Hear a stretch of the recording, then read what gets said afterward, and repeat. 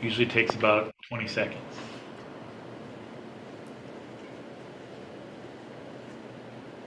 And we're live.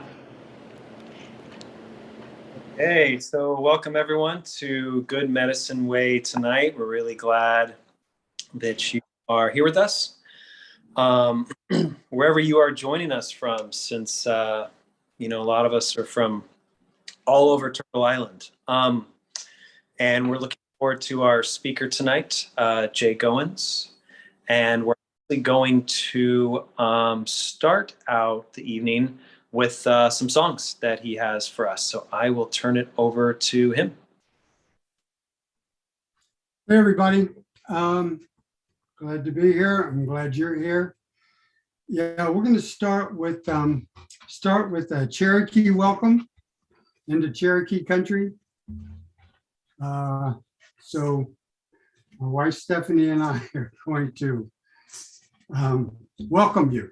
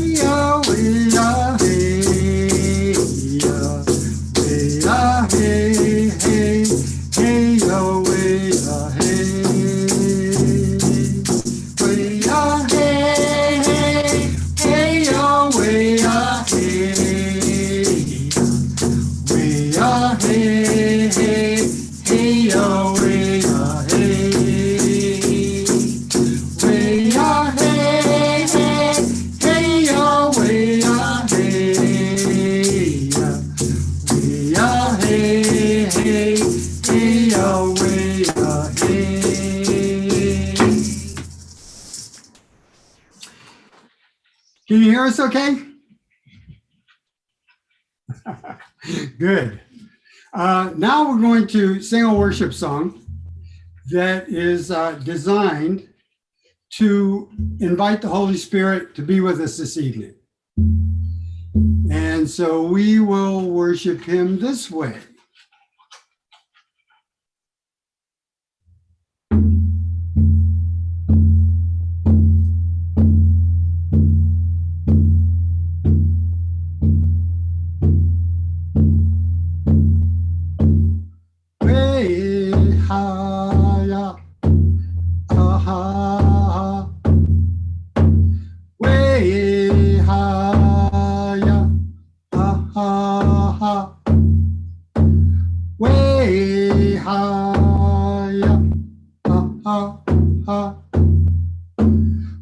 Hey, hi, ya, ha, ha, ha.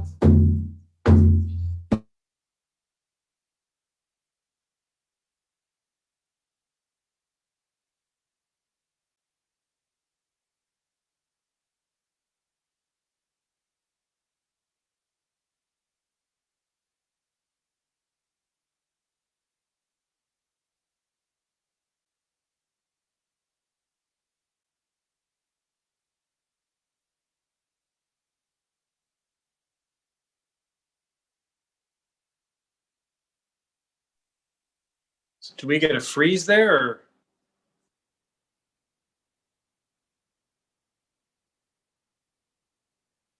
Yeah, I'm not sure if they froze or what happened.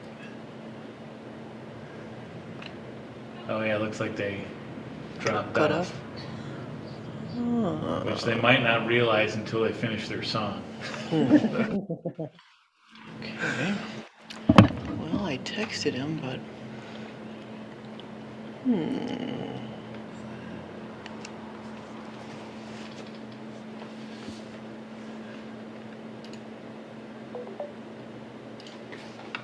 Logging back in, he says. Okay. Okay.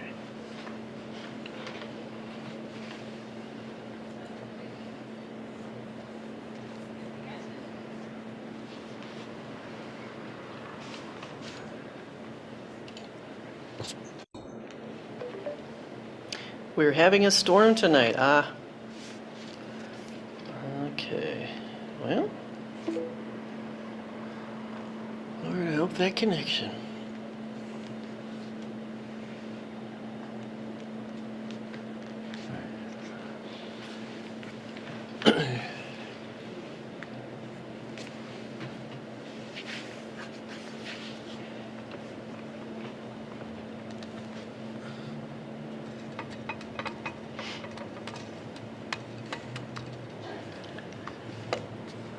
Amen, yeah. Pray for the location down in Greenville, South Carolina.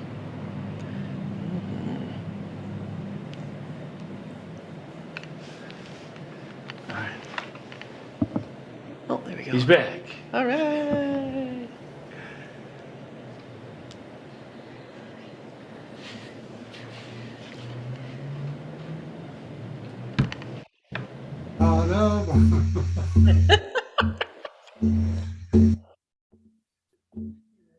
Yeah. Out of our mothers and fathers, come now and move among us. What you did before, come and do once more. We want to be a part of your story. God of our mothers and fathers, show your glory to your sons and daughters. What you were back then, come and be again. We want to see your power in our presence, in our time, in our day. Come and move in this place. Come and move, God. Move, God. Move, God, in this place. God of our mothers and fathers, send your spirit to us just like you promised. You can have your way, be with us today. We want to feel your presence among us. In our time, in our day, come and move in this place. In our time,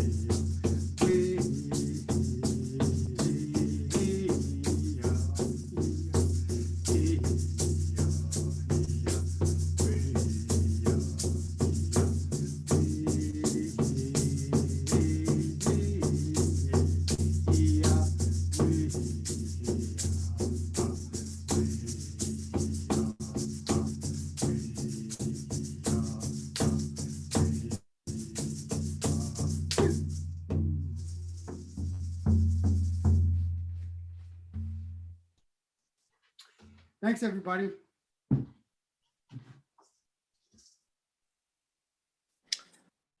Wow. Yeah.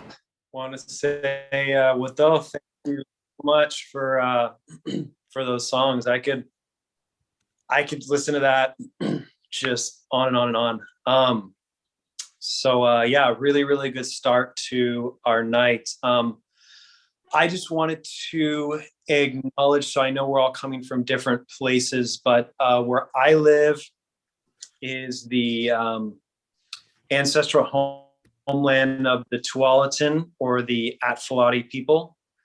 They're Northern Kalapuya people, and they've been here since time immemorial. There's actually about 16 villages throughout the Tualatin Plains where I live here.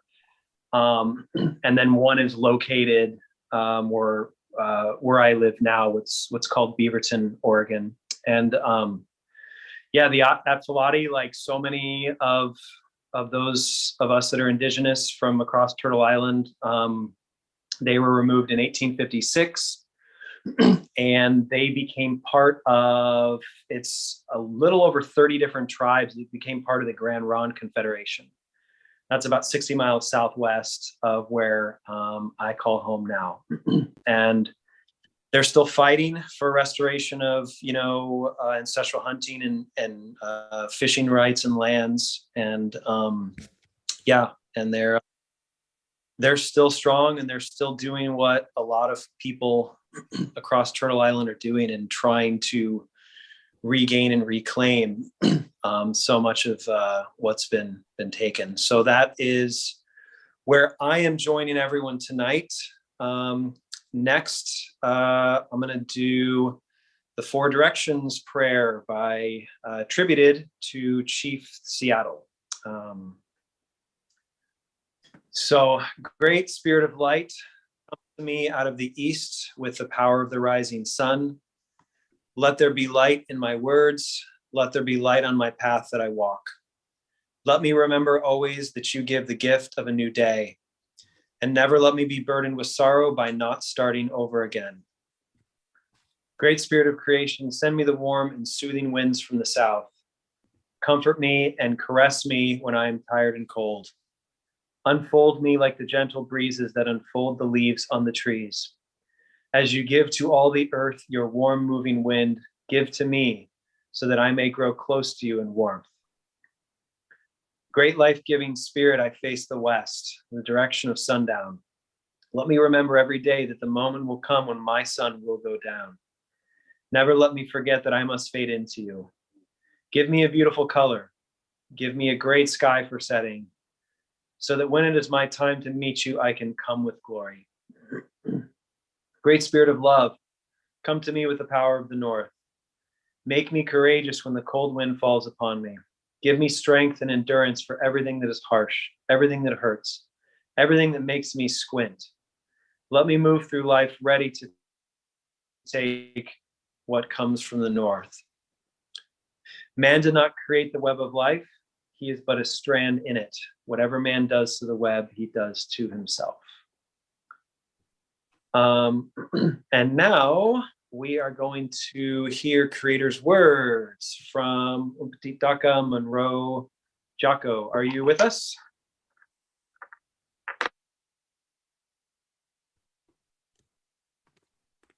Yes, I'm here. All right. Well, Mike Tiguven, Duayak, Winnie Kaveni, Winnie Famino, Halmi Dakyapi, Leam Paltuki, Yushkiana, Petiyuzapi, Lewatiki El Diamani, Piana Diaglape, Noah Akito. Hello, everyone. My name is Kelsey Lubeth Monroe, Jocko. My Indian name is Umpede Daka, which means white star in the Pawnee language. I'm an enrolled member of the Southern Ute Indian tribe. I am also of the Kikahaki band of the Pawnee Nation, Southern Cheyenne, Oglala, Shikangu, Lakota. I am coming to you live from the ancestral homelands of the Caddo, Comanche, Kiowa, Osage, and Wichita tribal nations in Oklahoma City, Oklahoma. For Creator's Word, we will be reading out of the New International Version in the book of Deuteronomy. The first verse is chapter 6, verse 7. Impress them on your children. Talk about them when you sit at home and when you walk along the road, when you lie down and when you get up. The second verse we'll be reading is in chapter 22, verse 6. Also in Deuteronomy. If you come across a bird's nest beside the road, either in a tree or on the ground, and the mother with the young. I think that's what part was supposed to be. But I just want to thank you all for allowing me to share Creator's Word today. So yeah, well, back to Andrew.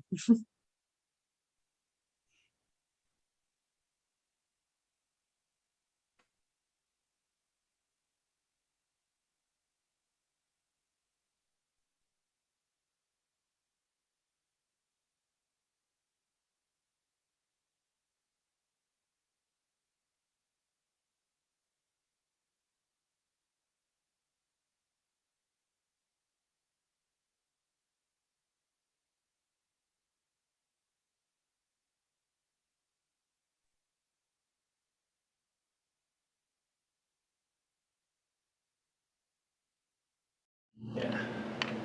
Looks like Andrew's connection is glitchy at the moment. The next up is Heather Jim with This Week in Turtle Island. Hey guys, hope you can hear me good. So this week in Turtle Island is her birthday is coming up, and it's Queen Liliuokulani, who's the first woman to ever rule over a sovereign kingdom of Hawaii. And she was the last ruler before the United States illegally occupies Hawaii to this moment, to this day. So much history and so much violence, but she didn't choose violence. It was in 1887 that she was forced by Honolulu Rifles, by a group of largely white settlers, to sign the Bayonet Constitution.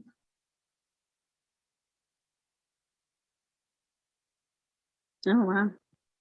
So in 1891, King Kalakua died and Sister Liliuokulani ascended to the throne. In 1893, Liliuokulani was overthrown by a group of local businessmen and sugar planters with the assistance of the U.S. Marines. To avoid bloodshed for her people, she yielded. And they have many great texts and songs about who she is and what she did. So just understanding her leadership and her opposition to the United States government too, but to know and understand like how much danger she was in, especially being a ruler and being a woman, even a woman of color. So yeah, just amazing like how much she was able to do, even while during the takeover. So just inspiring to see her lead and rule without ever having to choose violence or choose something that she knew wasn't necessary.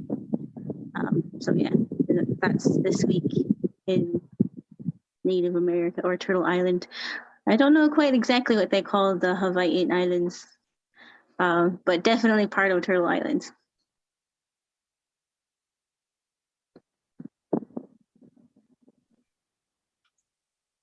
Thanks, Heather. Can everyone hear me okay? Okay, I am so sorry. It was glitching and I'm like, man, what's going on? And then I realized it's me. So I apologize. I moved closer to my router, so hopefully that will be okay. So yeah, thanks for that, Heather. And so now we'll go back to Upatitaka for creation insights.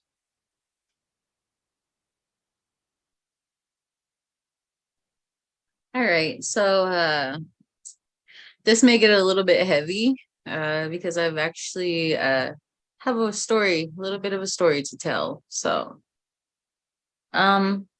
this week I would like to talk about time. Now, before I start to sound like a cliche, let me pose a serious question. How much value do you put to your time? We have heard on many occasions that time is precious, but how much time do you actually have to complete a task? Do you feel that it is infinite and without limit? This week, I was reminded that time for each of us has a definite end, and what we choose to do with that time given, determines how much value we place on time spent. I thought that I had all the time in the world to go and visit a relative of mine who recently walked on, much like I thought I had a lot more time to make things right with my mom before she passed. But the truth is that time is very finite and does not exist without limits. Last night, I contemplated the value I place on this precious time, thinking about how much time I wasted being worried about something, how much time I spent in vain, how much time I just let slip by. Then I realized that I needed to start using my time more wisely, because as it says in James 4, verse 14 from the First Nations version, you do not even know what tomorrow will bring.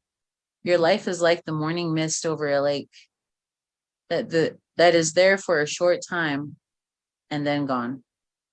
Some translations called the mist a vapor, much like our time here on earth. We are here for but a moment and gone the next. This week, I was reminded of how important it is to place great value on the time you have, because it can quickly change and time on earth will be no more. I'm sorry that it's a little bit of a heavy insight, but I lost one of my mom's cousins who was more like a sister to her. And she had always wanted me to come visit her. When I was pregnant with my son, she was writing me on Facebook and saying that we should get together and eat and just discuss good times. But I missed out on the chance. And so now time for me is much more precious because you never really get that chance back.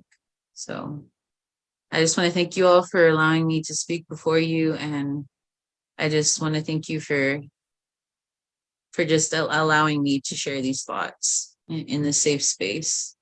So thank you again. Back to you, Andrew.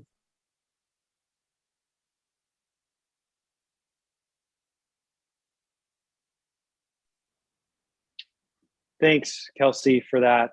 And yeah, sorry for your loss and what's going on right now.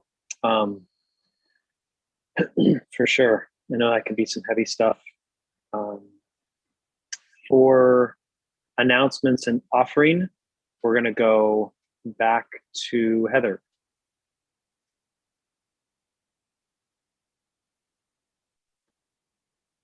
Hello.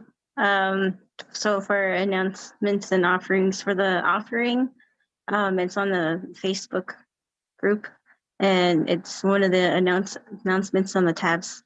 As soon as you click into Facebook, that's where our offerings are at and through PayPal. And the second one is Women's Circle, which meets on Wednesdays at 7. Yeah, everyone, ladies are invited to join. We're reading The Lost Christianity.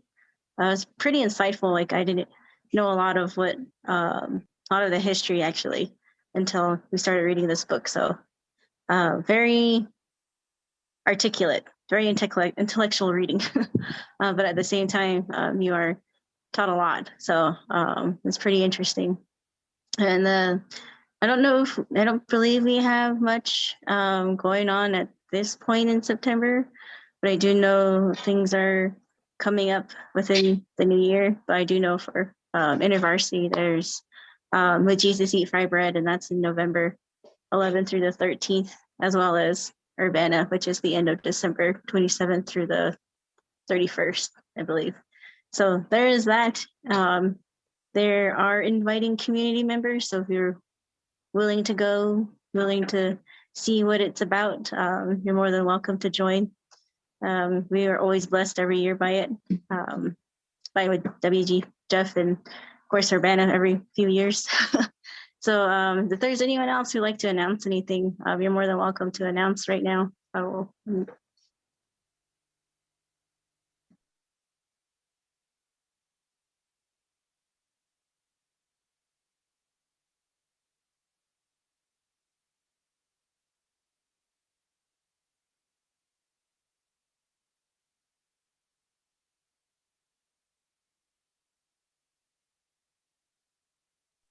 Well, I guess that's back to you, Andrew.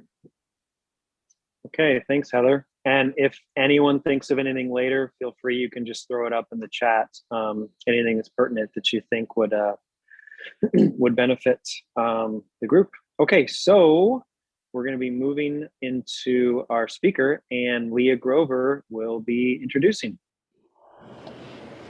All right, well, our speaker tonight is Jay Goins, and some of you have seen him around the neighborhood of intervarsity gatherings or Nate's gatherings, and I'm going to mostly let him introduce himself, but one thing I remember him introducing himself was is as a YWAMer, which is with what our middle daughter is with at YWAM Yosemite. Jay, which base were you most with? I was on the Mercy ship, was in Mercy ships for 7.5 years. And I Wow. was in, so I spent most of my time in Africa with that. And then I was in Europe doing member care for another 8 years, and other various and sundry bases here and there. Very cool, very cool. Okay, well, I'll let you introduce yourself even more now. Okay. Okay. What I want to do is I want to start off to offer a word of condolence to Kelsey and anybody else here who has lost a community or family member.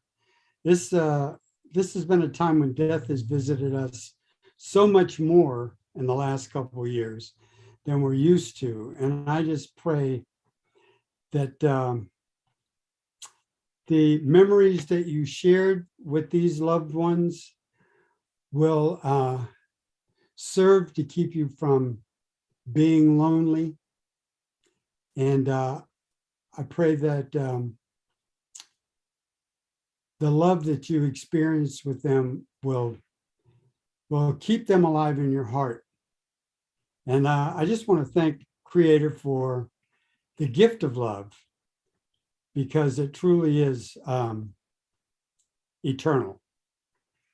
And I want to give thanks tonight for this gathering to the Lord. And I want to thank him for his promise that he will be here with us in our midst. I don't really see a block that says Jesus, but I believe that because he honors his promises, he's here with us. And Lord, I just want to ask you to make it clear to each one of us that have made a point of being here tonight, what your purpose is and what your intentions are for each one of us. And I pray that we will not miss out on anything that you have purpose for us showing up here. And I pray for each person who's here to encounter the eternal Spirit in a memorable way, I hope. Before I get started, I want to encourage everybody to have a pen and paper handy, or your phone, so you can make notes, jot down some thoughts, the odd question here and there. This is going to be a time where we're going to hopefully utilize our collective assets to address some of the issues that we really would like to see change in. And I'm not really intending to bring those answers to you, not because I'm stingy and I don't want you to have them, but I'm not really sure I've got the answers that you're looking for. So, but I think that together we can come up with something significant. If everybody is like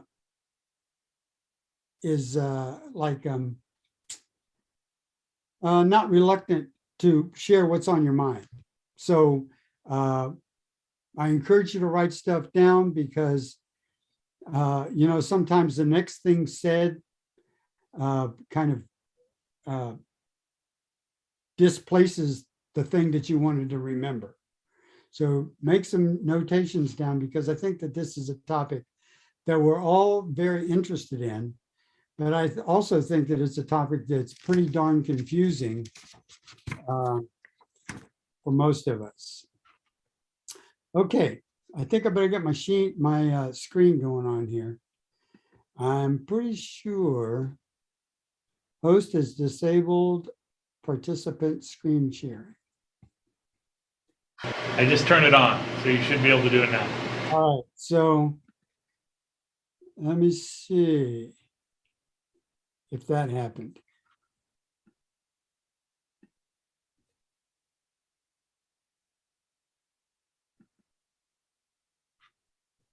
Okay, so can you guys see my screen?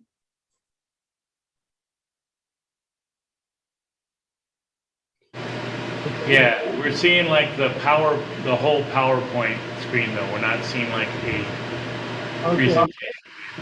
all right, then let me, I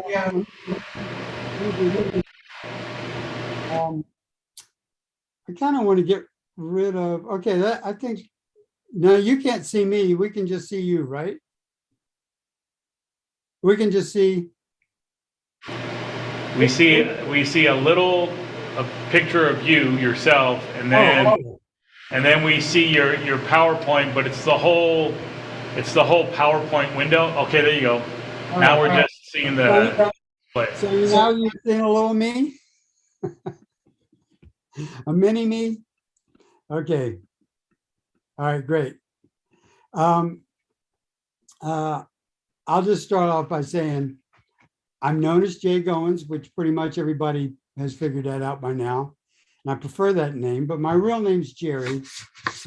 And my wife, Stephanie, and I, let me see if I can do this. Nope. There we are. My wife, Stephanie, and I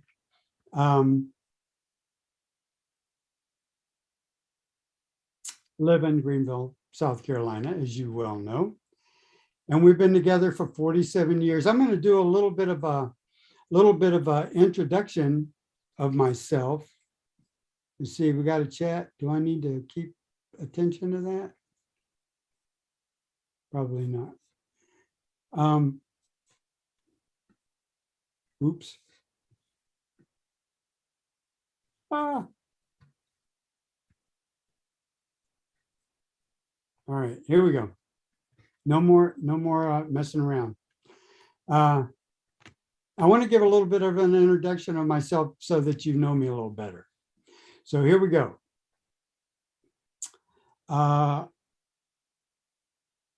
We've been together, Stephanie and I, for 47 years, and we've been in cross-cultural ministry for about 40. And my people are located in a Native community in North Carolina that is not federally recognized. I'm the son of a Cherokee father and a first-generation European immigrant mother.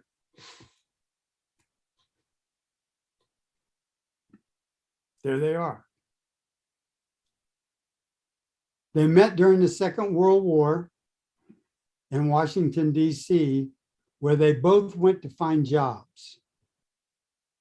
My dad, Buck Goins, sought after the American dream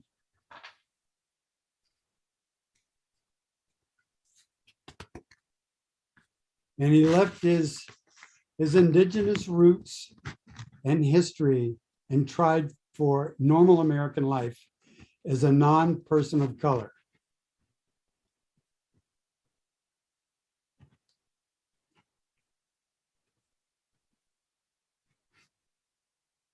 This is a picture of my mom when my sister Cookie and I were toddlers.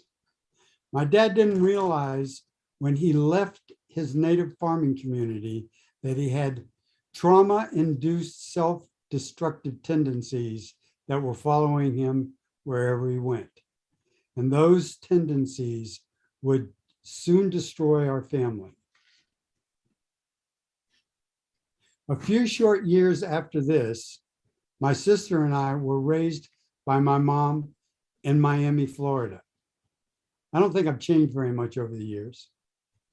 I lived totally estranged from my father's native culture. But in 2005, from then, I've been active in indigenous communities, concentrating mostly on health and balance, peace, and harmony. But what values and benefits did I miss out on by not being formed and shaped by my father's traditions? That brings us to the top topic that I want to focus on, the definition and description of the traditional elder. What is the value, the role, and the purpose of an elder?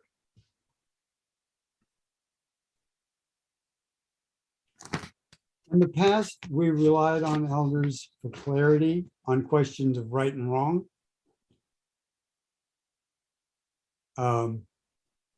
good, better, and best, and how to interpret the overall long and short-term effects of events that take place within the community. We needed an elder's valuable insights to foresee difficult and dangerous possibilities in our community, our family, and in our own personal lives before they became a threat.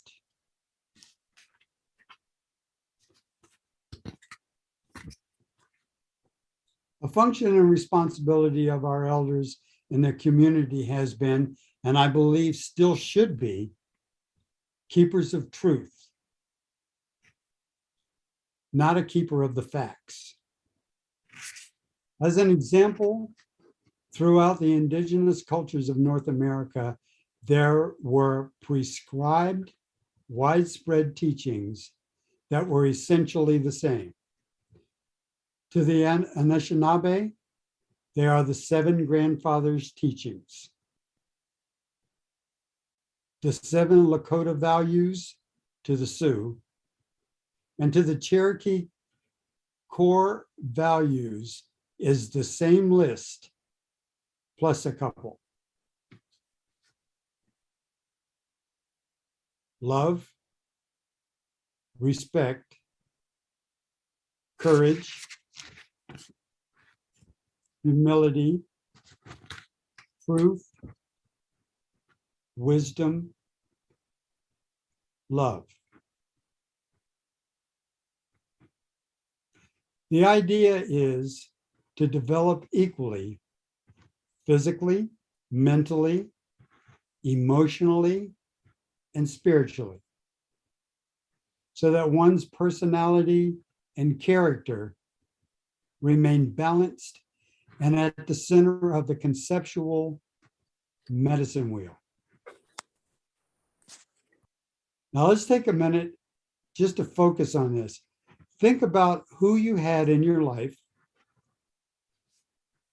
during your developmental years, even into your 30s, that was guiding your character formation. Think for a minute about having someone that you respect and admire that took responsibility for developing truth in your character, developing courage, humility. If indeed you were partnering with this character guide to achieve a particular quality, it would have been extremely rewarding. Modeling respect is the most important element in teaching it. Honesty is to be straightforward and real in every circumstance.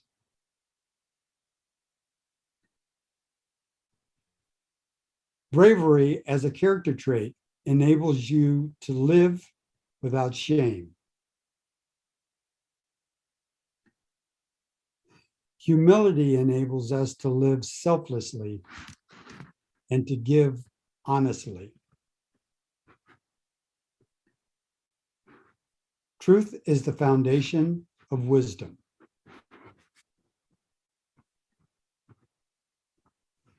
Wisdom is cherished knowledge. Each person's life is based on their uniqueness. The wisdom that is passed to us from an elder is their personal gift to us.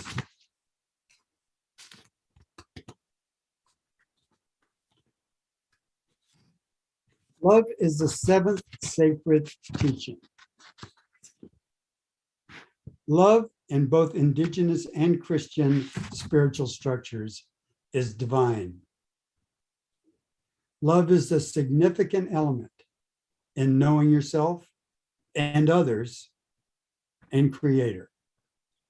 Understanding and living the other six teachings is paramount before one can truly love. Conversely, the prerequisite to achieve the other characteristics is love. Love has been gifted to us through the eagle. I want to talk a little bit about life's journey, the stages of life. I believe that we are best equipped to live when we understand and accept the purposes and natural stages of our lives.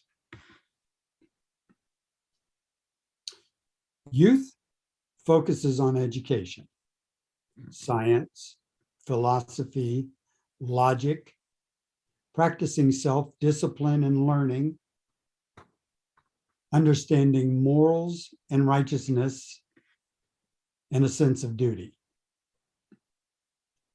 The adult stage is typically married life, providing leadership for and fulfilling duties of the community life.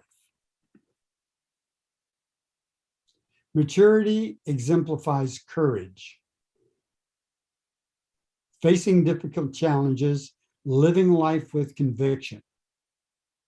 It is an advisory role. There is less engagement with everyday tasks. This is the time for actively defending all that is right. Elders exemplify actions and attitudes that renounce material desires. Elders promote and prioritize peace, harmony, inclusion, character, integrity, wisdom, and spirituality.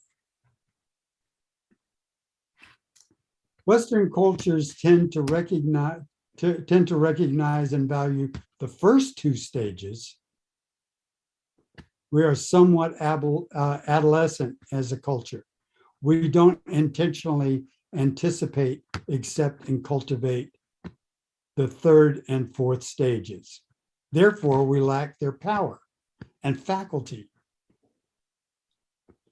We failed to establish the trusted advisors needed to genuinely comprehend and engage in the first and second stages, as well as those capable to guide us through and beyond them to the fulfillment and satisfaction of the later life that inevitably waits for us all. This stage of our life is designed to be an emptying out, to create readiness for a new kind of fullness. But when we are pushed into later life while resisting, with a firm grip on denial, fear, anger, and bitterness usually sets in. But when we embrace our own natural journey, we find authentic hope that is not monitored by outcomes or goals,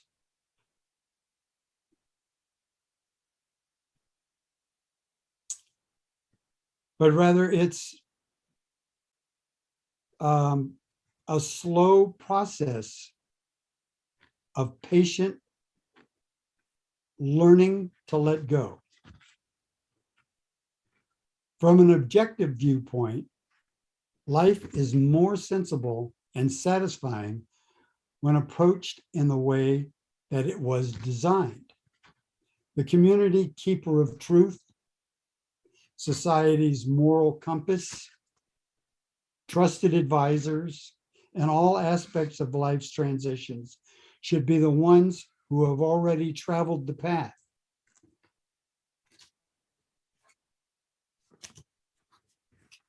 So what values and benefits did I miss out on by not experienced, when I didn't experience my indigenous traditions?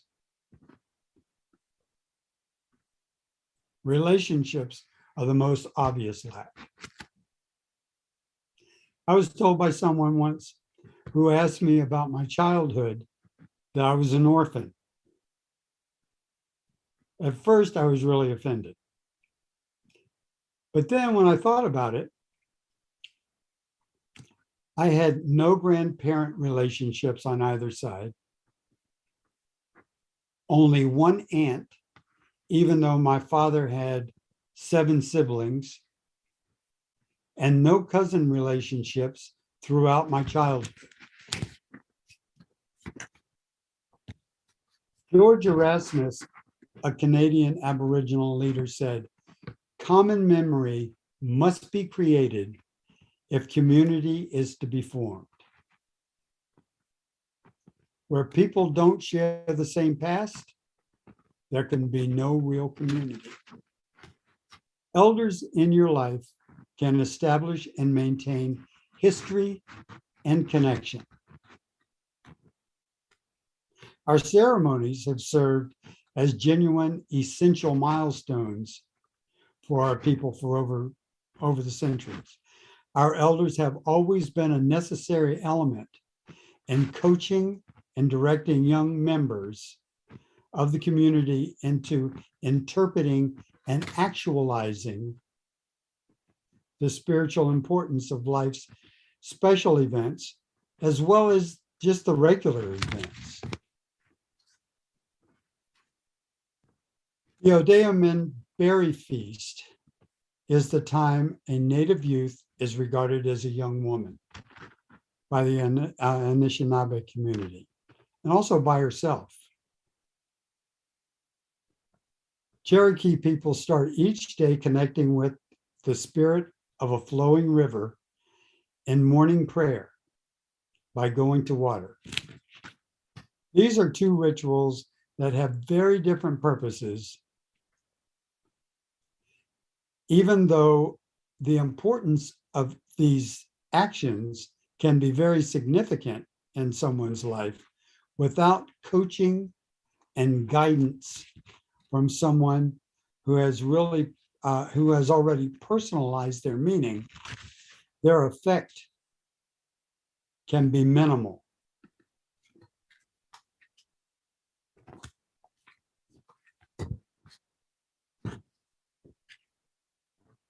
An example to illustrate might be, you're likely to hear a new believer directed towards water baptism because Christ set it as an example for us. Many of us know from our own experience that water baptism is far more than that.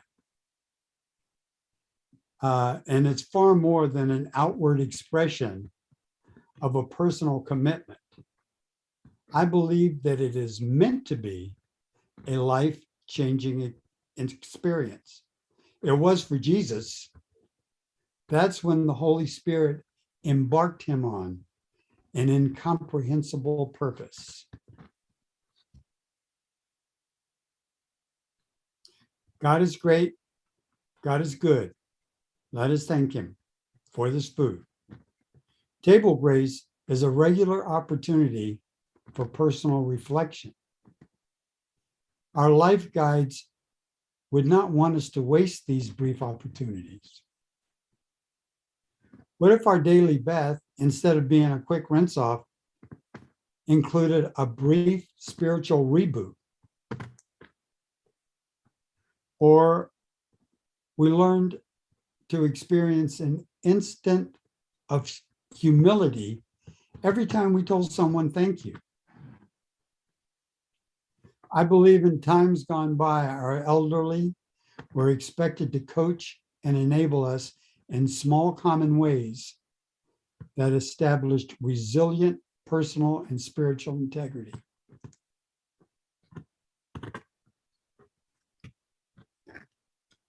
Elders are symbiotic for any community, society, just as children, youth, adults, who are the providers, and leaders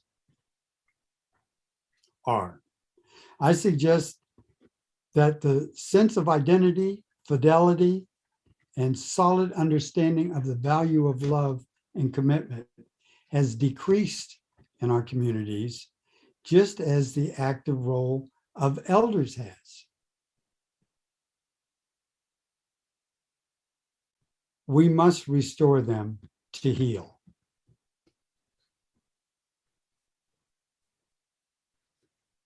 Now, let's see, I'm going to do it like this. Boom. Now let's see, how do I get back to you guys?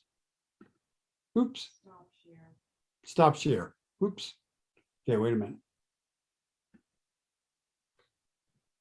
Stop share. Oh yeah. Here we are. Okay. This is a time where we're intended to benefit from this gathering. If you have a thought to add about what has been said, or a differing or contrasting opinion or question, this would be a really good time to speak up. Also, don't hold back if you have a suggestion or solution. The topic is elders in our communities. And we must be thinking all of our communities, not just the res, our schools, our workplace, the communities that we live in. I don't live in a Native community, but I want to apply the whole concept and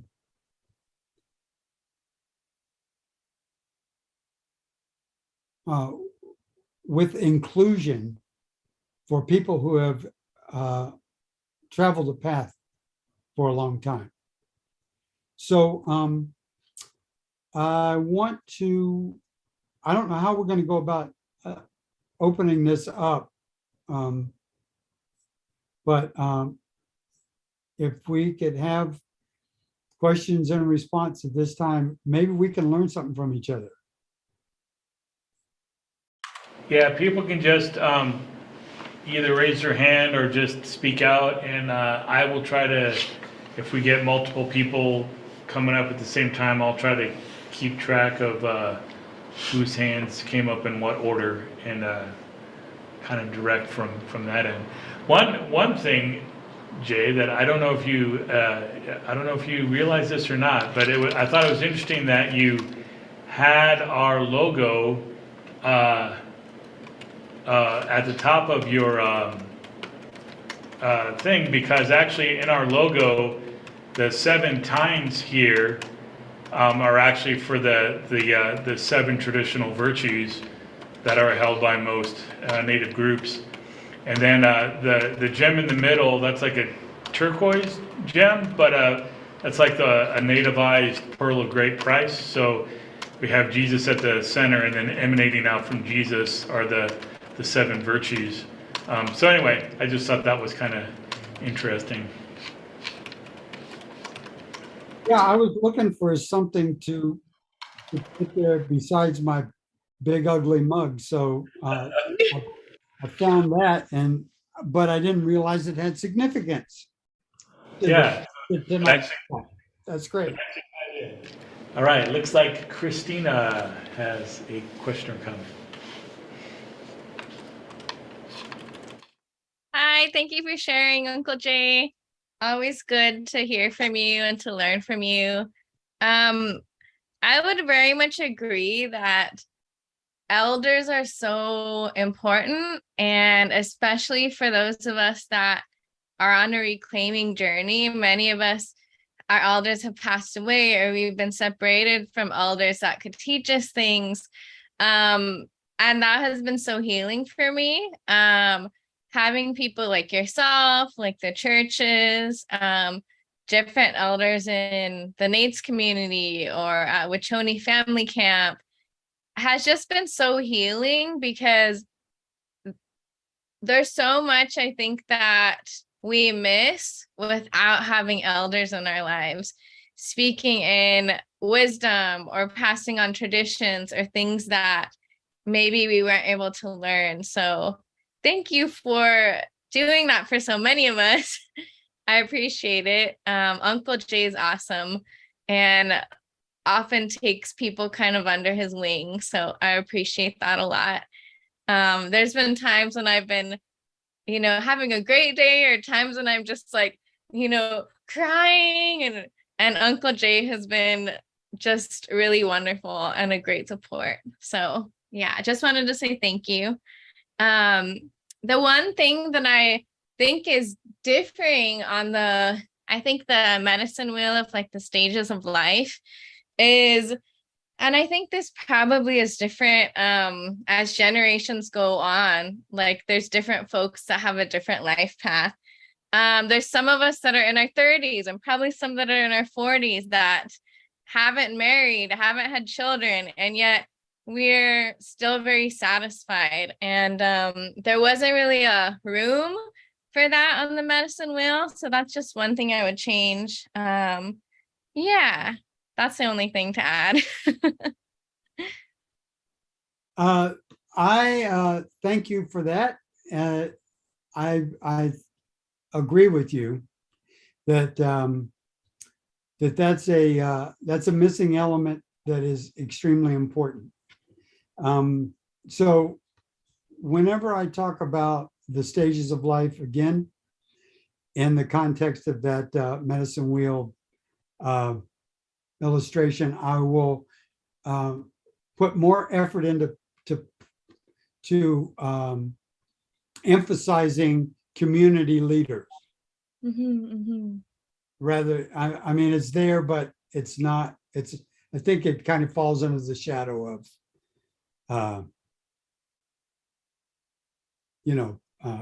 married family. Yeah. And I think along with that is a good question that I have.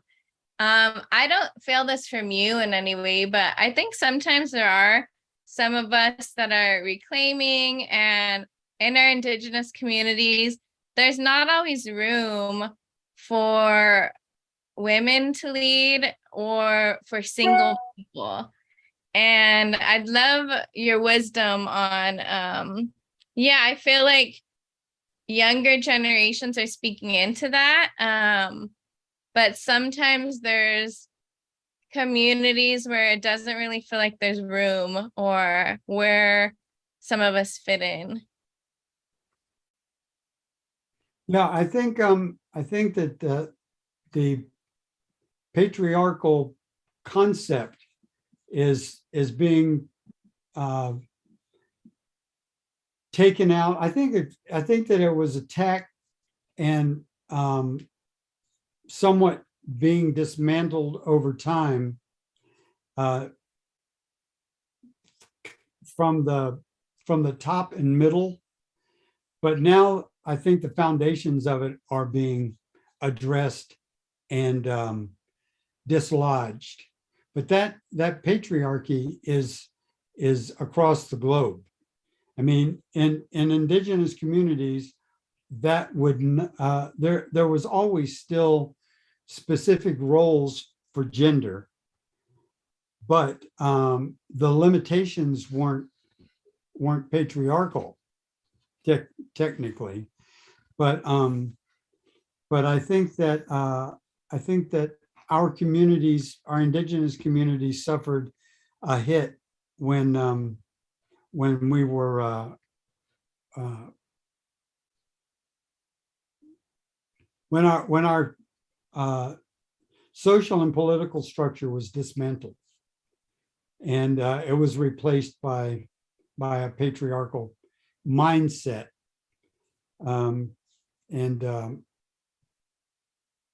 and so we need to address it.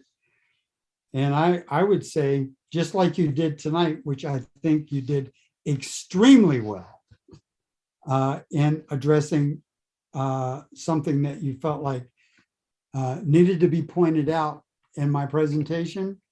I think don't stop. We all of us have to step up, but it won't be as obvious. It won't be as obvious.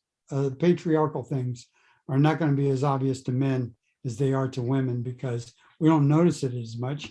It's kind of status quo, and we need help making that focus. Yeah. Anybody else want to talk on that topic? Because it's a pretty important one. Yeah. I always also just wanted to say thank you for being a good elder and always being humble and inviting everyone's voices. All right, so Joe and Karen came up at the same time. I'm not sure which one was a microsecond faster, but Joe's first on my screen, so I'll give it to Joe for right now.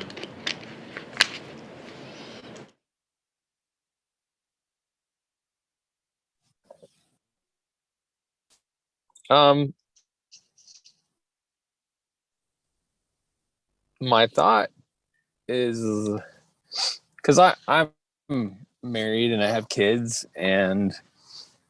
but I also play the role of like uncle to not my kids or even not my relations, and maybe that, and I can see there's a big need, especially if it's a cross-cultural uncleship or auntie-ship, that people don't really get that from their own relations. But it's almost like the wheel, if you're looking backwards at it from elder, if we're all looking backwards towards our little ones, then we're all kind of taking care of each other, right? Anyway, those are my thoughts. Yeah, I'm sorry, Joe, that your connection is a little bit spotty, and we didn't get a chance to hear you very clearly. But actually, what you're saying is, or the point that I understood you to make, is that indigenous communities traditionally were a network of interfacing and interacting relationships across the whole entire, like, what would you call it? Like lifespan or something like that. I mean, you became a mentor and an instructor and a protector of your 3-year-old sister when you were 6, and you taught her to tie her shoes, and then your 9-year-old brother was interacting with you, teaching you stuff and protecting you and guiding you, correcting you. And it was just one big network of interaction where love was being exchanged on all levels. And in that kind of a capacity, everybody was learning at all times. And I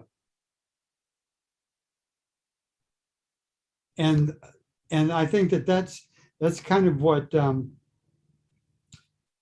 that Canadian spokesman Erasmus was saying, is that building that kind of history together creates a community that is, the more of that you've got, the more community you've got. The more history you have, the more community you have. I mean, we all may not think about it, but we definitely all recognize that that's true. And certainly we've seen it on reservations where sometimes we see some a array of not real healthy or attractive looking relationships, but the community is very, very strong because of the same experienced history.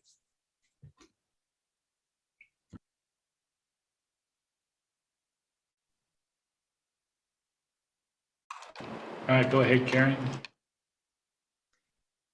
Well, thank you, Jay, for great teaching. Appreciate just your words of wisdom. I think it's an interesting thing, Christina, when you were talking, I was thinking of the celebration of culture that was just hosted with Indigenous Pathways and then the Salvation Army. And our leaders in that were mainly women, as well as, and then the men carried it as well, but a couple of our main leaders, both on the Indigenous Pathways side, so Sherry Russell, and then and Crystal Porter, both with Nate's, and then the Salvation Army were leading that. And I think as it was a very different type of gathering than some of the others, because it was really focused on actually creating some of that common memory. So I love that. I met George Erasmus up in the north. I lived in his area for 15 years, up with the Dene Nation. And this concept of common memory, I think is really, I think, Jay, that was I sit in that, and I'm going to do some more work as a settler. I work very much to find that common memory of what, of the journey of even in timelines of what is that memory for my children and my children's children, what was those memories of when my ancestors walked and the journey with the nations around where they came to Turtle Island and what was going on at that same time. And I think that's really important for us to hang into. But I think the matriarchal voice, Michelle Nivadomi, she did a great article at that was presented at the Nates. So Christina, I'm not sure if you heard that or not, but like a really, really powerful paper she wrote.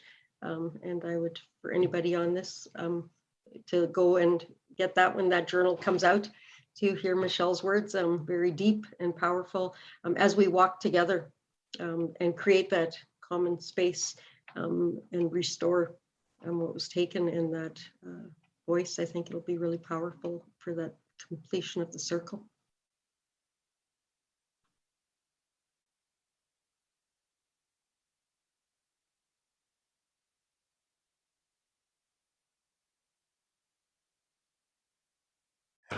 Okay. My thought that I had as you were speaking was just in different, well, one church group where I was for years up north, we kind of functioned tribally in a lot of ways. It was an intentional Christian community called Jesus People USA up in Chicago.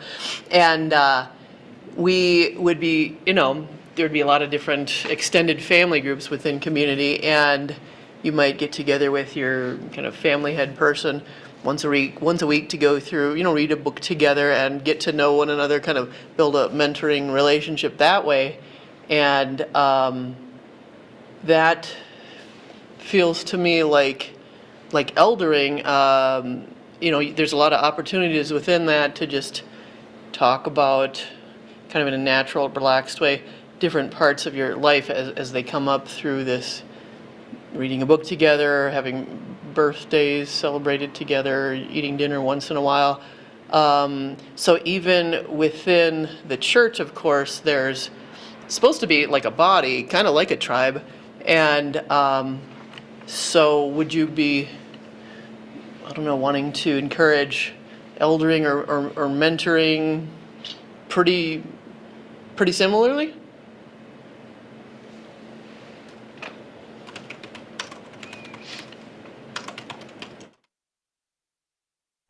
Definitely.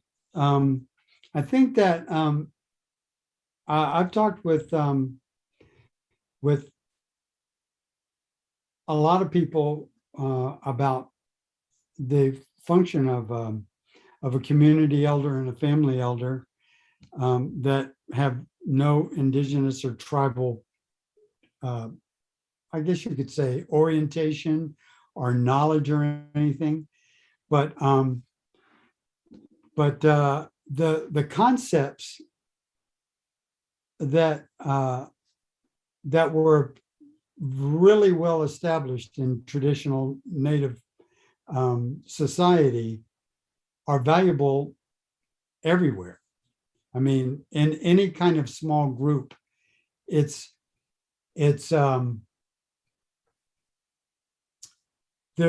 there's inherently more value to the community if someone who's been around for a while, I think it was like Joe said, an uncle, an aunt, and grandma and grandpa, of course.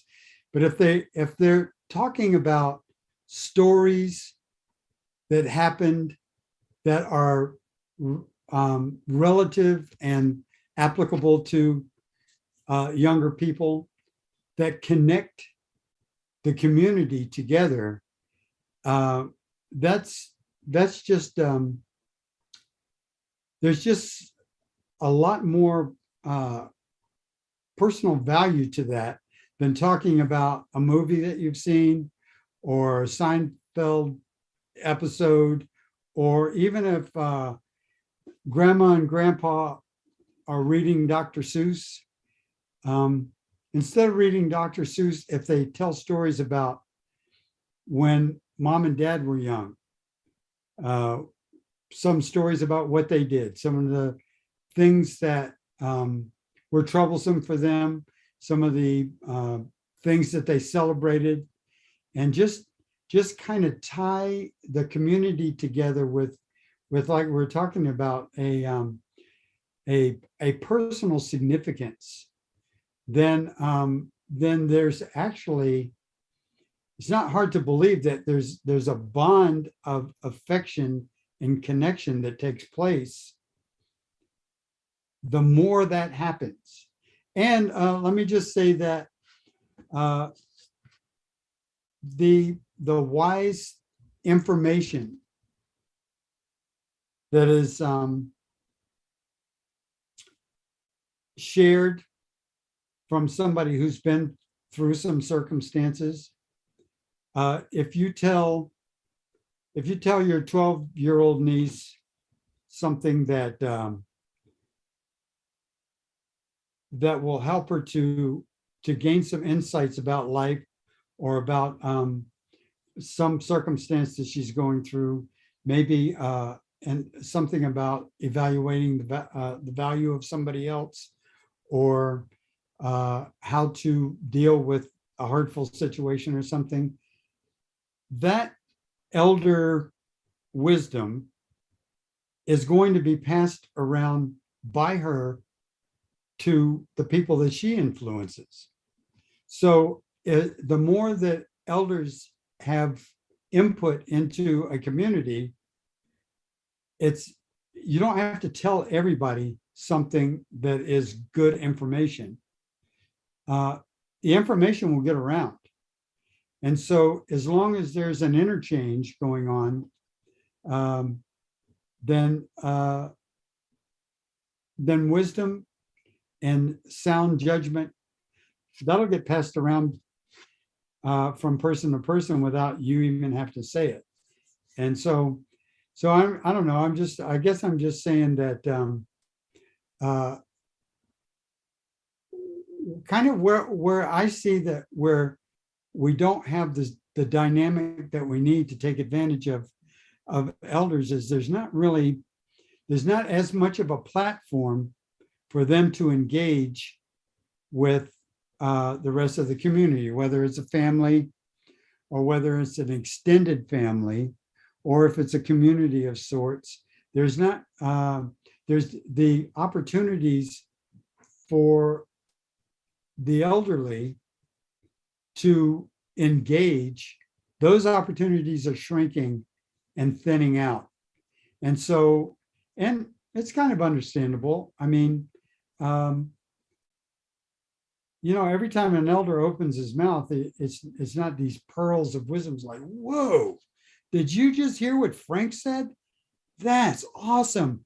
Where's a pen and pencil? I want to write this down, send it off to get it published.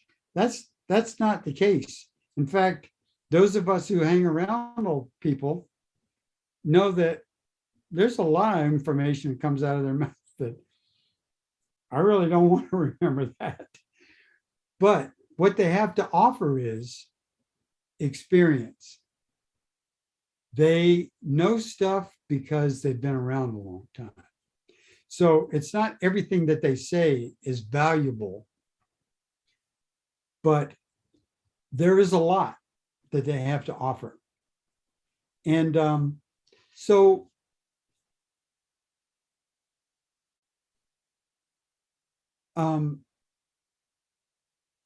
I kind of, Leah, to your point, I think it's kind of like I'm imagining with Japuza, there was opportunity for everyone to have some input into the community at one time or another, and so I think making space for people to input is something that I would encourage you to do. Not waiting for them to barge in, but making space for them is very important. All right, go ahead, Heather. Yeah, just wanted to add more information too.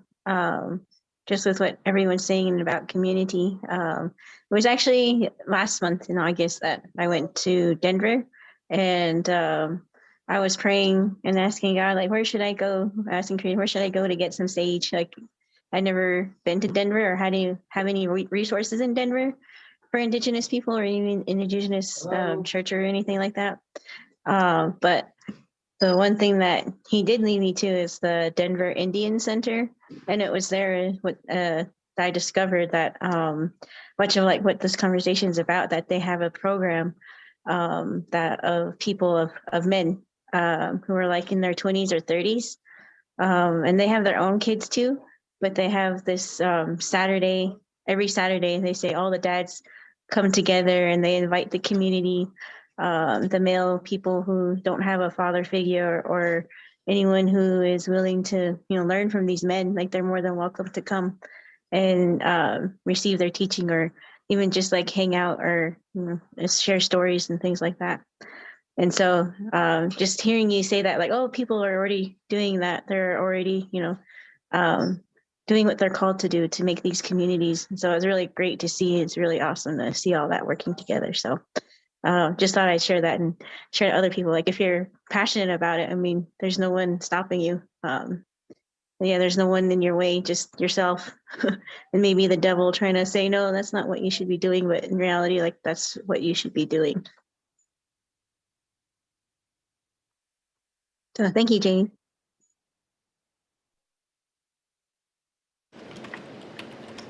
All right, so I think Andrew's next, and then after Andrew will be Ntadaka. So Andrew, go ahead.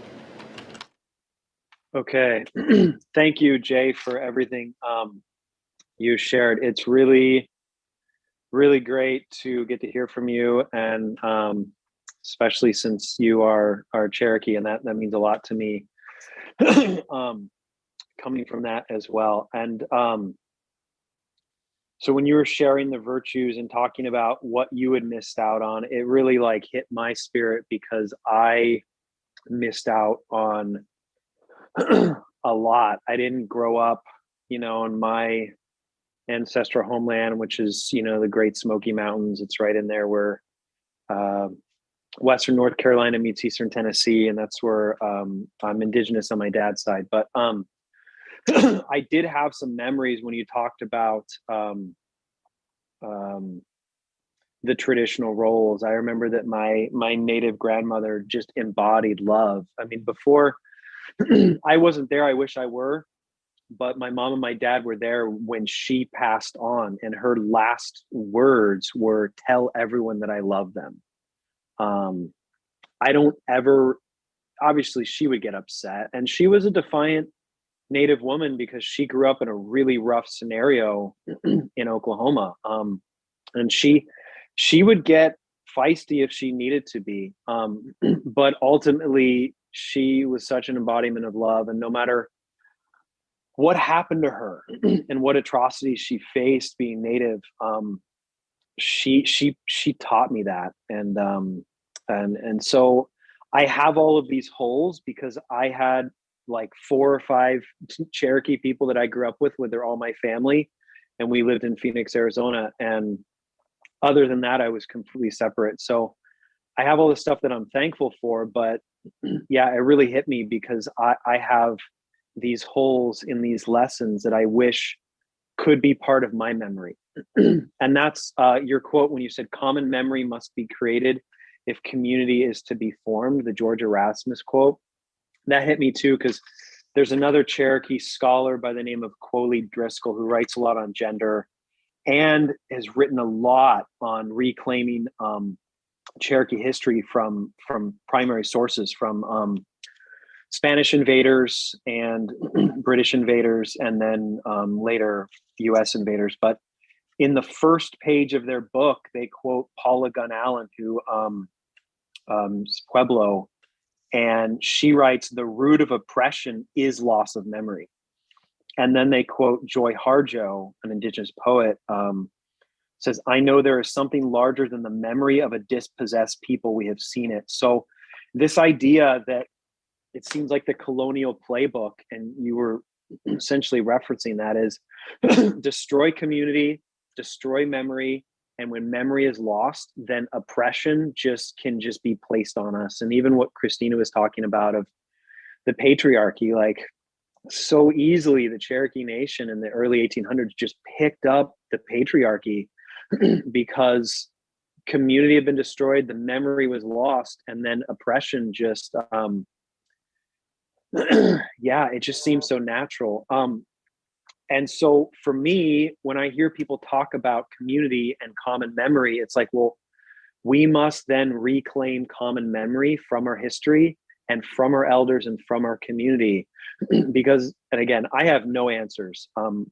My Cherokee mom and I are convinced that I'm 40, but indigenously I'm about 7 right now. So I am still learning a lot, but having the elders reestablish what our memory is it seems like from what everyone else indigenously is talking about, is that is at least a way out of the oppression, because the oppression started when they destroyed our memory.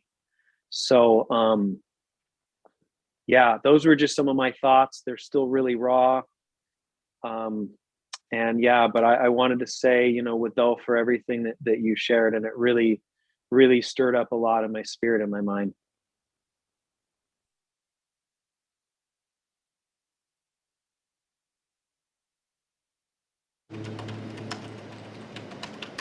All right, go ahead, Kelsey.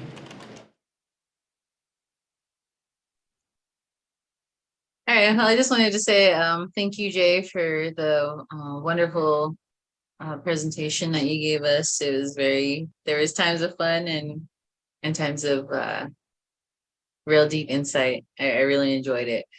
But I also wanted to just kind of throw in there that, you know, that grandparents are everywhere if you're willing to look for them. See, there was a powwow I went to, I want to say probably at the beginning of the year. And I was telling this older woman kind of a little bit about my daughter's grandmother, and how my mom wasn't going to be there, so she wouldn't have a grandma, because the grandma that she had really wasn't a grandma, wasn't ready to be a grandma, and just couldn't. I don't know, just wasn't ready. But the elderly lady, she told me that my daughter will always have a grandparent, especially here, like within the circle. And like that made me feel really happy to know that even though my daughter's grandma, as in my mom, wouldn't actually be there, that she would have other grandparents to take care of her, kind of how I had when I was growing up, because I had my grandma, you know, my mom's mom, and she was a great role model, and definitely this matriarch of our family. And my mom never really got a chance to be a grandma. But like, and then there was another grandma that I had, my Ponca grandma, my Gahan. She took us in after my mom passed away, and she just kind of watched out for us, me and my sisters. And it was really good to have her with us until she passed too. But I'm sorry, I don't mean to laugh at that, but it's just like all these really great women that I knew growing up to help me like guide through this life are just kind of all leaving me. So I kind of laugh at that because I think it's funny. But like, yeah, I just wanted to share a little bit about that, about the importance of grandparents and how they're everywhere. Like if you want to find one, you can. Sometimes they'll find you. So yeah, I just want to thank you for letting me talk. So yeah.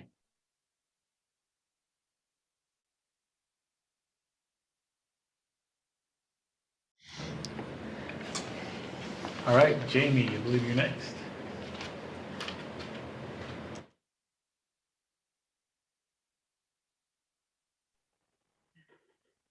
Can you guys hear me okay?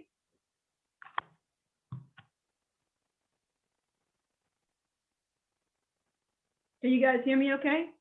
Yes, we can hear you. Okay, let's make sure before I start talking. Wow, I had so many thoughts, different thoughts about what you were saying. Thank you for the message, for your teaching and your insights. First thing I was thinking about, you said early on, you were asking to think about people who formed, who are part of your formation, who formed your values, and you're talking about the virtues. And it made me think about my great grandfather. Because growing up, I didn't have the best home life, and I didn't really have people pouring into my life and forming my life in a positive way. But my great grandpa was one of the few people who did. He was actually Cherokee on my mother's side. And when you were talking about like the virtues and some of those things, it just kind of actually brought tears to my eyes, because it made me think about some of the things he would say to me when I was a kid.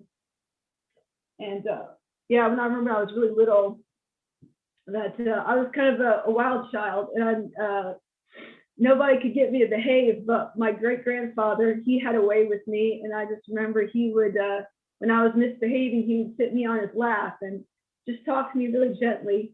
And he wouldn't say anything really that deep or profound. I mean, I was a little girl, but he would say those things that you were talking about. Like, you know, if I was being a little brat, he would say, you know, Jamie, you're supposed to do unto others the way you want them to treat you. And just things like that. And he was very kind and patient with me. And I didn't have anybody else in my life who related to me that way. And it made a huge impact on me. And so, sometimes I really miss him. So yeah, that really touched me. But also, like I said, I had a lot of thoughts about what you're saying. Generally speaking, I feel like in the world today that people don't appreciate elders. They also don't honor. There's a lack of appreciation as well as honor to the older generation and what they have to offer, that people don't appreciate what the older generation has to offer, the wisdom and all of the knowledge that they can, in life that they can pour into the younger generation. And it's just like we don't know how to connect with each other that way anymore, how to receive that from the older generation, or even be that to the following generation. I know I try I make an effort myself to pursue those kind of relationships with the older generation, to receive their wisdom and what they have, the gifts they have to impart to me, but also to be that to the younger generation. I know for many decades, people prophesied over me that I would be a spiritual mother. And when I first heard that, when I was like in my 20s, I was like, I don't think so. That must be for somebody else. That's not for me. I think you got me confused with somebody else. But people kept like prophesying this over me, like I see you being a spiritual mother, a mentor to younger people. Like, okay, Lord. And so it finally like happened. Like the breakthrough was just actually this past year when I was in Germany and I was serving at a prayer house there. And there was a young man there who was 18 years old. And I may not look like it, but I'm 42 years old.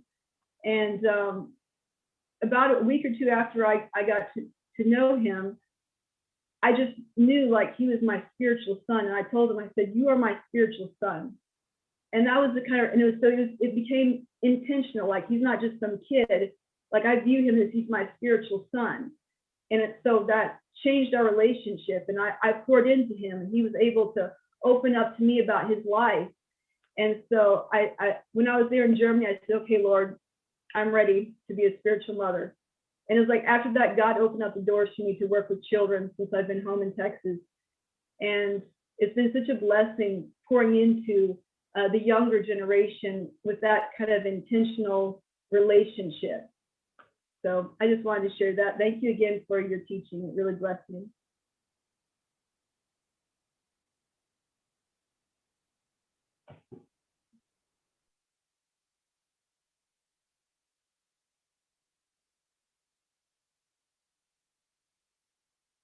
Thank you. You brought up something that I'd like to comment on, and that is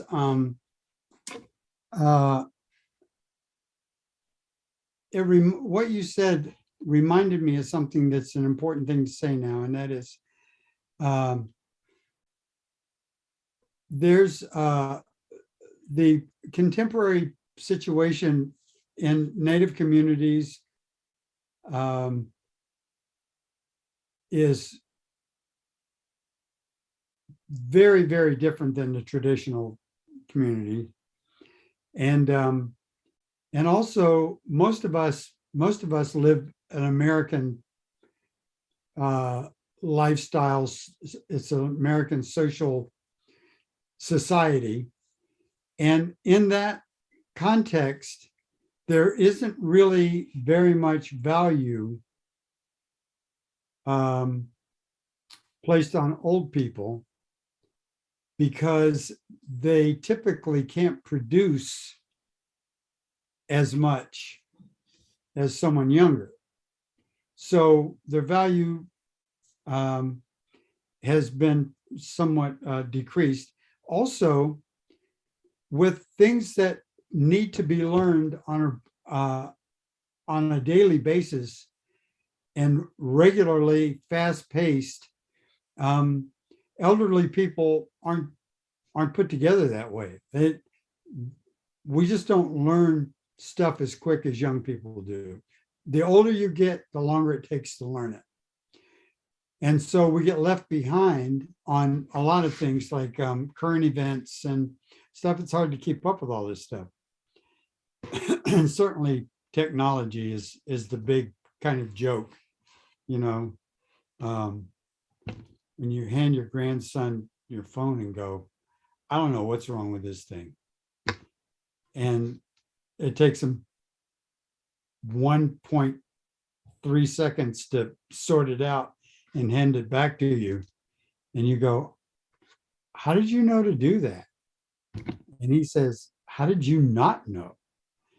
It's like there's just a gulf between youth and older people in terms of the way technology operates.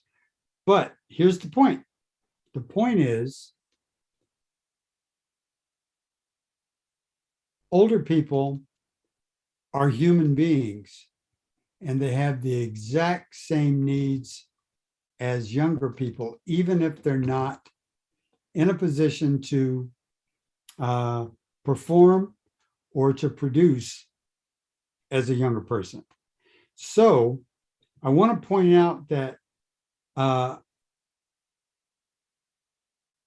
it's a very, very important to make the effort to include older people, because typically they're lonely.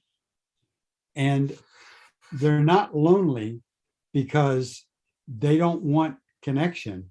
They're lonely because it's really hard to connect. And it's like you said, Jamie, it's difficult to know how to connect with an older person. And they certainly find the exact amount of difficulty trying to connect with a younger person. So I think everybody needs to have a cognizant idea in their mind to be inclusive. As an older person, I try to make a point of being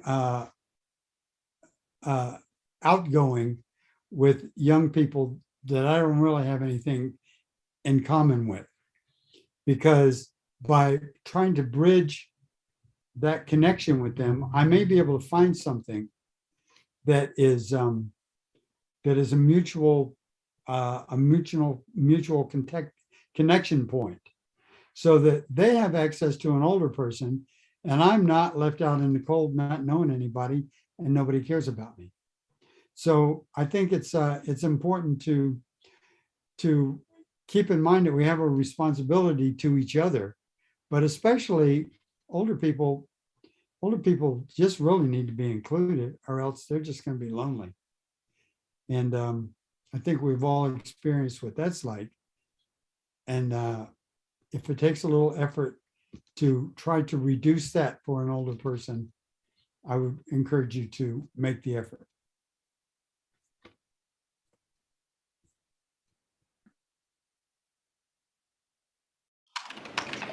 One question I have, and we've kind of talked about it quite a bit, kind of around the edges, but a few things like, so for people who are coming in to that white quadrant of their lives now, and where they're expected to be elders, they may expect themselves that, oh, now's my time to be an elder. But because of, boarding school, colonial oppression, what have you, that they've been disconnected from that lineage of teaching of their traditions. So they may feel ill-equipped to be an elder. And I think it sounds like from what you shared of your own personal story, Jay, that you kind of went through some of that yourself. So, what would be your word to people in that position? And like, how do you authentically speak from your experience in a way that's meaningful, that can connect to the traditional virtues, even if you feel like you didn't have that direct lineage of teaching? And then the kind of the flip side of that coin is that, younger people today have a wealth of information at their fingertips, and can access it quickly, as you were talking about. Like the younger somebody is, the quicker that they can find all that. And so you have some things, and this was addressed with, there are some traditions now, and I think powwow community is a really good example of that, where powwow traditions have been around for well over a century, close to 150 years now. But a lot of those powwow traditions really grew out of the direction of Buffalo Bill when he was doing his Wild West show. And that's what kind of established a lot of the powwow traditions. And, people have talked about, like, that's how kind of patriarchy kind of came into our native communities. But yet you have people, because those traditions are centuries old now, that people grew up with those as their traditions. And those people view those as their native traditions. But young people now can access the history and realize, oh, that's not really an authentic native tradition. So how do you have those conversations in a respectful way, and be honorable to each other, like the elders not being condescending to the youth, and the youth not being dismissive of the elders? How do we each talk from our experience and the knowledge that we have access to really find ourselves, towards a good truth and a good path and a good harmony with each other? So I don't know if you have any insights with those kinds of cross-generational difficulties. Well, you brought up a really good point, and I think that what you proposed as a question points directly to what is the 21st century Indian? Well, a 21st century Indian is all over the map. I mean, it is from, I've talked with, I talked with a pastor one time who had the most popular church on a particular reservation. And he was a young guy, he was pretty contemporary. And I said, I noticed that your church service is structured after a typical American church. Is there any room for traditional worship here? And he said, oh yeah, if anybody wants to get up here and dance, beat the drum, if anybody wants to sing in our traditional language, I'm all for it. But the people that come to my church, they just like singing the hymns, and they just like sitting in pews. So, I would be foolish to try to push something on them that they're uncomfortable with. And I think that is that kind of is, I won't say that necessarily addresses what you're proposing as a thought, but it definitely applies to it. It's like there are some indigenous people who,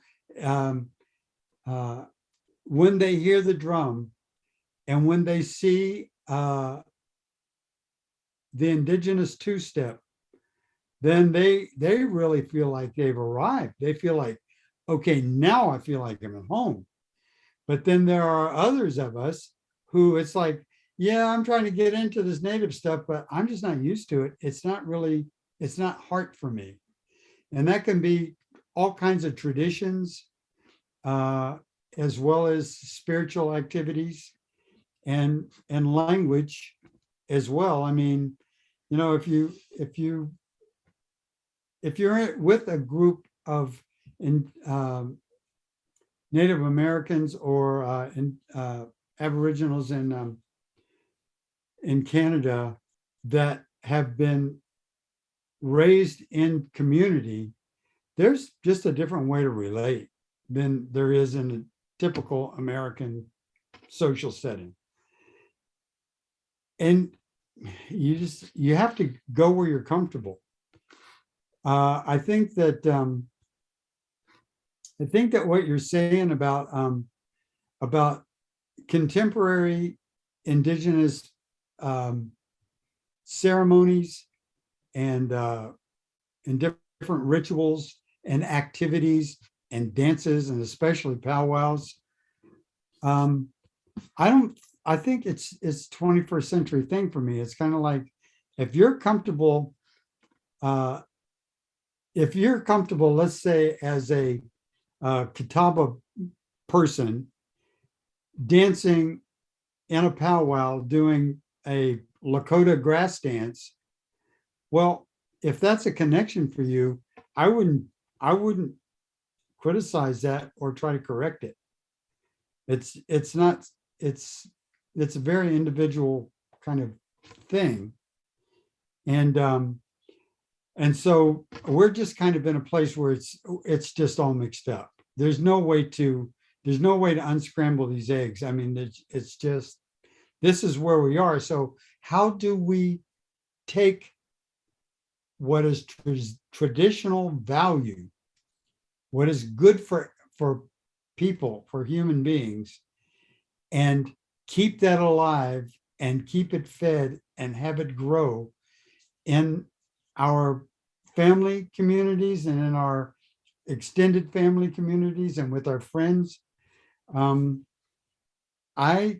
The only advice I have, and I'm not an expert on this, only advice I have is, what you know about your traditions, if they're valuable to you, keep practicing them and learn more, and embrace the ones that the knowledge and the traditions that you feel like give you life, and spread those around. I mean, if I'm in a church setting, which is not that often, I mean, I do go to church, but I'm not really a leader in anything, but it's my task to conduct a conversation. I always do it in talking circle style. And the reason I do that is because you can't argue, and everybody gets a chance to speak what they think without contradiction. And whether they're an extrovert or an introvert, everybody gets the same amount of opportunity to input. So if I'm in a room of 12 or 15 people and we're trying to discuss something, or we're just trying to relate, and I'm in charge, that's the way we go. But that's just kind of like basic. That's just basic indigenous format for communicating with one another. And I'm just passing it on because I think it's the best way to talk. I mean, if I'm sitting around watching a movie with somebody, we don't pass the feather. Maybe we should with certain people in the room, but we just exchange, of course. But I think that what we find to be valuable in our traditions, I think we should hold on to them and keep them going and spread them wherever we're going.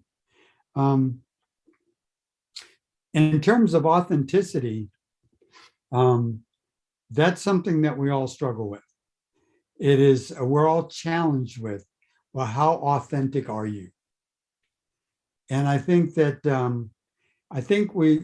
we I want to encourage everybody who's here tonight to accept who you are and know that you're authentically you.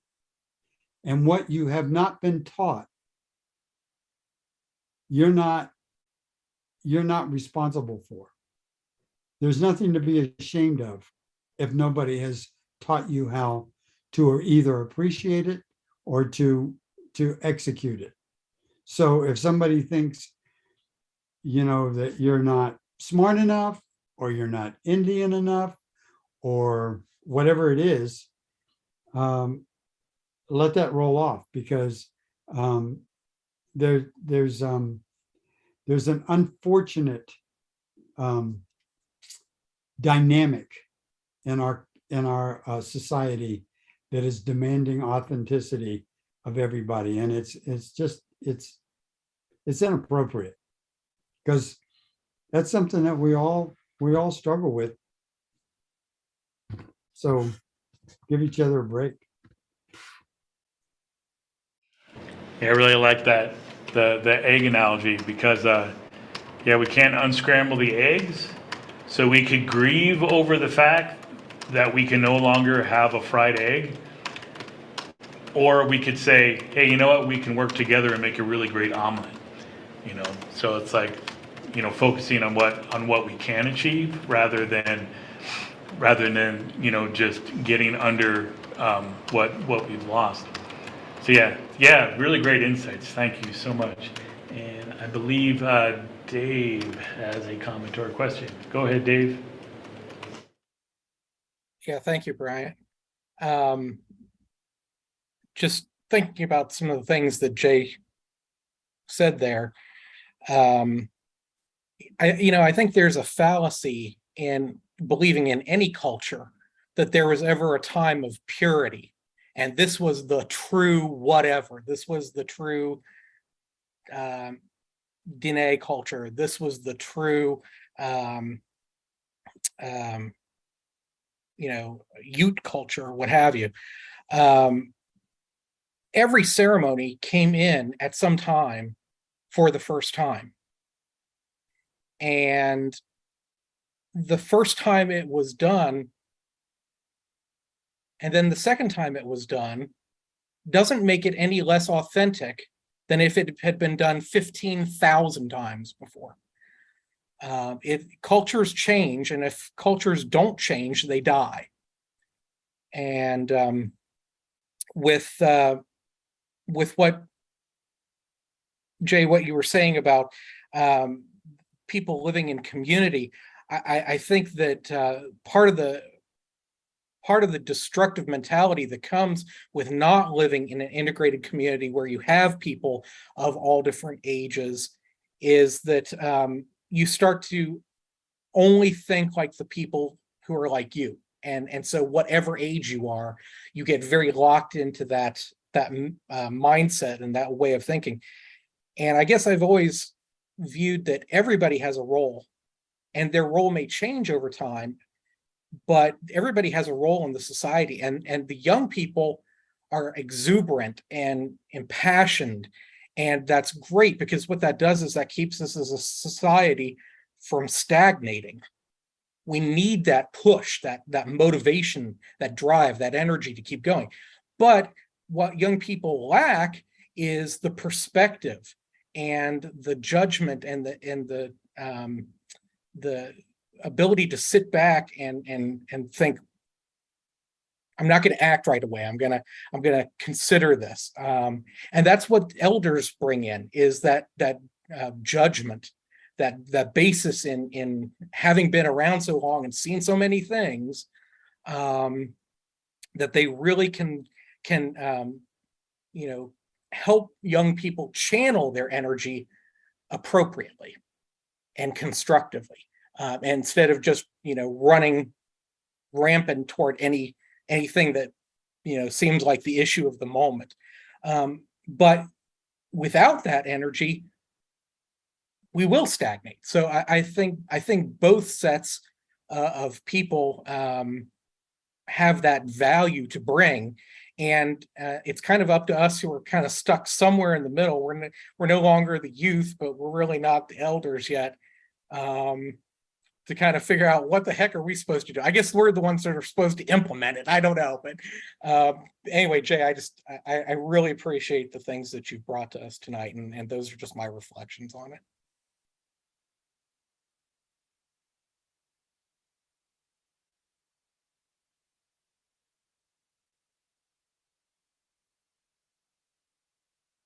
All right, it looks like Christina has another thing. Yeah, I was just gonna share. I very much agree with you, Dave. I was chatting, I think it was just on Facebook, but with Randy Woodley.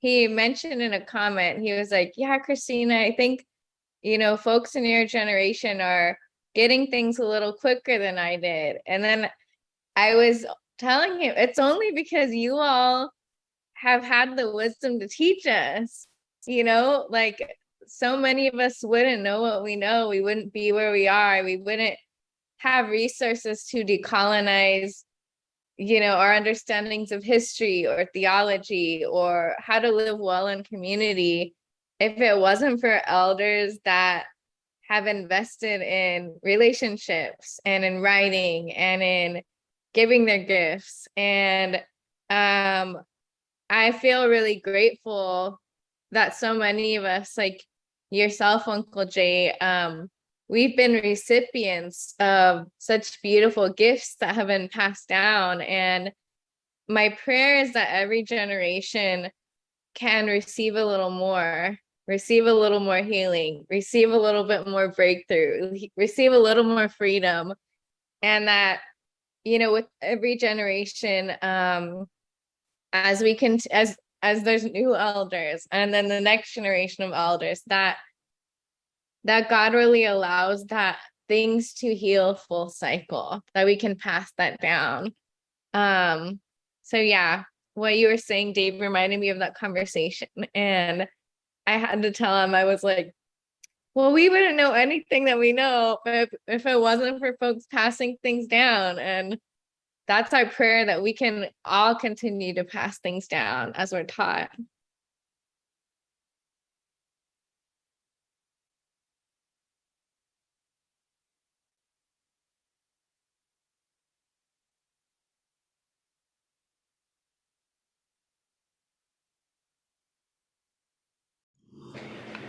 Yeah, Christina, I think like you are the answer to somebody's prayer in the middle of despair in boarding school 3 generations back. Like they were praying for the continuation of their culture and getting back together. And like now you're the fulfillment of that wish. I think that's that. And that's just a few generations. In the native cosmology, you want to look at 7 generations. That's even longer. So I think when we can put ourselves in that context. Anyway. Good way to put it. Any closing thoughts, Jay? Well, let me think.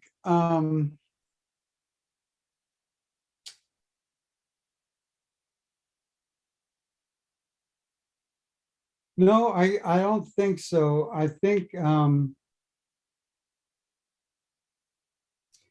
everybody in the room is on a path to try to find out and understand, implement, and embrace more of their traditional ways that they feel like will help to complete them and help to bring more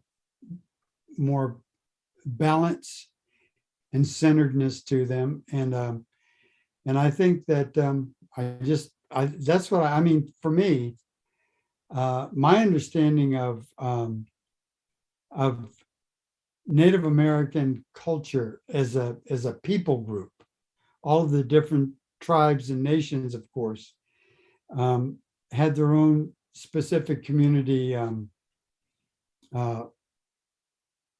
customs and mores and values and so on and so forth. But in general, we were so similar in the way we lived our lives. And from what I know, community was so healthy in terms of the construct, in terms of the ways and mores, because everybody had a place that they knew they belonged and had a purpose to serve. And as long as you wanted to be part of the community, you would be. So I just think that we have as indigenous people of North America, we've got a lot to offer in terms of our traditions and background to a nation that is almost like it's almost, I think emotionally, it's like the Big Bang. It's just constantly moving out from the center. And so I think we have a lot to offer. And I think that we should take every opportunity to try to contribute to trying to help people to be less lonely. That's really, I don't really have anything else to say.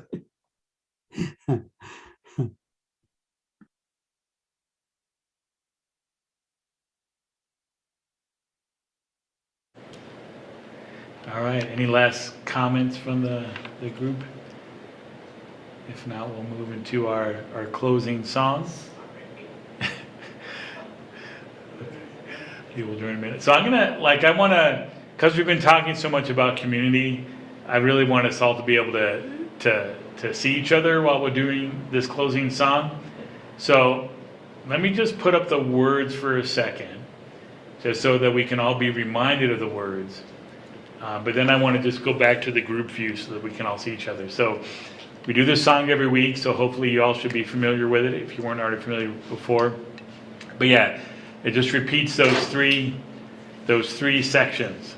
So, Jesus, Ganaronkwa, Highway, Hi-Oh. You sing that twice, and then Jesus, Yahweh, Ganaronkwa. And then Jesus is good medicine, Ganaronkwa.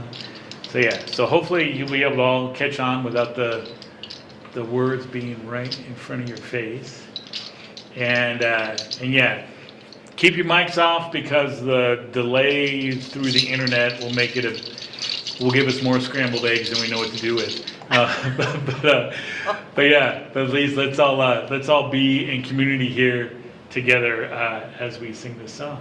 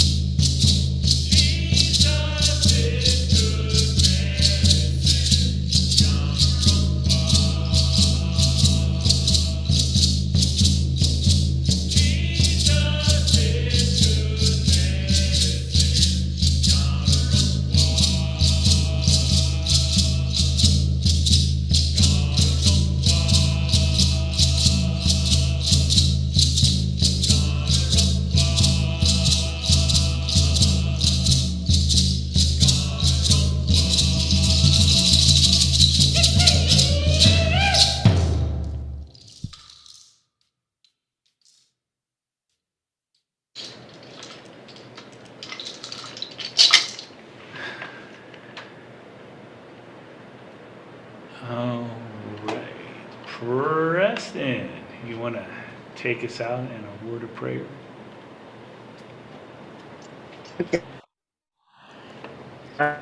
Jay, for allowing us to hear wonderful words and wonderful things.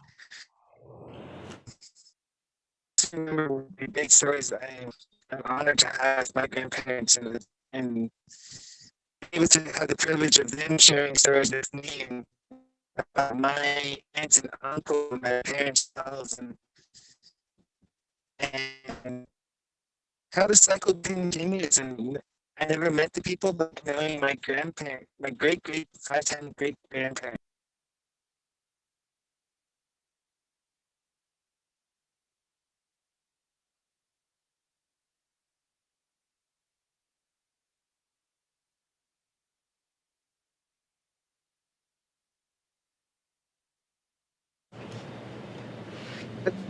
Not do that until just now. All right, you're back. Okay, going to Heavenly Father, Creator, thank you for wisdom. Thank you for have an elder be able to teach us the importance of having elders and having stories in our lives. Thank you for the wind and rains and allowing us to be able to be embracing in your redemption and your love. As we go on to our weeks, allow us to be able to spread that love and be able to share that love with another person that might need to know and who you are. Allow us to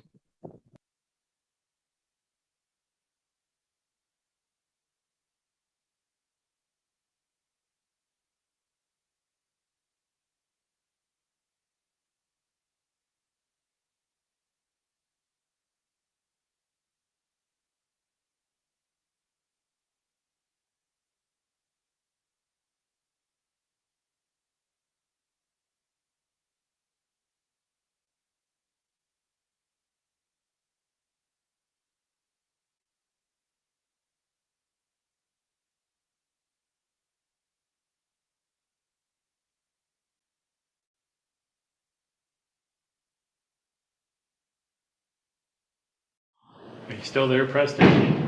You dropped back out again.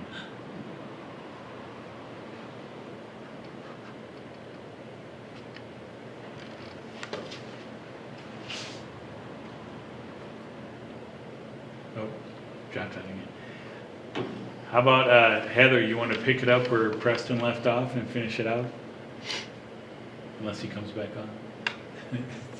He's trying so hard. sorry guys. Nice things and have a great week. God rules. All right, thanks everybody. And then, yeah, Jay threw his contact info in the chat. So if anybody wants to get in contact with him and discuss things further, he's got his info there. Yeah, thank you so much, Jay. Really, really great talking. Got into a lot of good things. Lots of great conversations too. I always love that when we have good interaction with each other. It's my favorite part. Thanks, everybody. It was great. Really appreciated you. All right, so we'll see you all next week. Who do we got next week? Do you know, Leah, off the top of your head? It is brewing. It is, I kind of had to shuffle a couple of things, so we'll let you know soon. All right. It's a cliffhanger. It's a mystery. You have to stay on that Facebook. Blessings. All right, we'll see you all. Night, night.